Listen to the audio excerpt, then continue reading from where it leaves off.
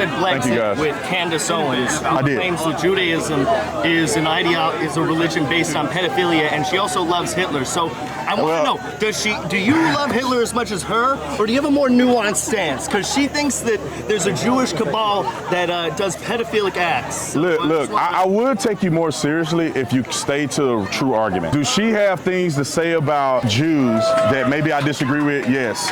But does she love Hitler is insane. I am the biggest proponent of the Jews out of probably anybody in the conservative movement. Somebody can have an opinion. Candace can have an opinion that's different than mine. Does that mean that I can't talk to her because she have a different opinion? That's not how things work. When you're somebody's friend, that's not how it works. Me and her can have a dialogue and a conversation together about these things we disagree with. But you are in business with her. What does that got to do with it? What it has to do with she's entitled to her own opinion. That's how you begin normalizing anti-Semitism, genocide, and that's what you're after when it comes to the trans. It's not true. Too. She don't like Hitler. You just lied. Oh no, she does. I dare you to go on television and say that, and see how bad you get sued. She don't like Hitler. Sued. She never has. She loves his domestic policy.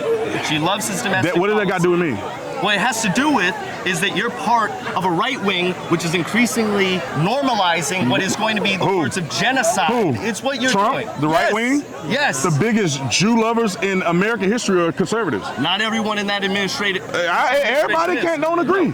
But the president is a big Jew supporter. He believes that the Jews deserve to have independence in their own state. That's what he says he believes. I believe the same thing. So we're all on the same page. What's the difference? I believe that Jews deserve that land. I believe they're supposed to be there. It was prophesied that they'll be there. God has chosen certain Jews specifically to be there.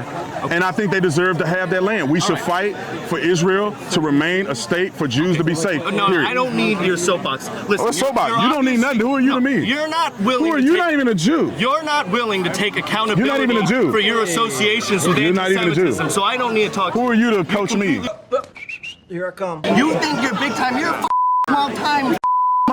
That's what you're doing. You sure about that? You have this whole setup where you're farming clips. You're farming this engagement because you get to hear in the crowd all this shouting and a crazy woman over there. But I know that in the edit room, you're going to say, look how these people are shutting down conservative voices on campus. That's your whole game. It's played out. It's been done for like 10 years. Thank you for asking the question in my game. You playing in the game with me. You complicit. Congratulations. You played yourself.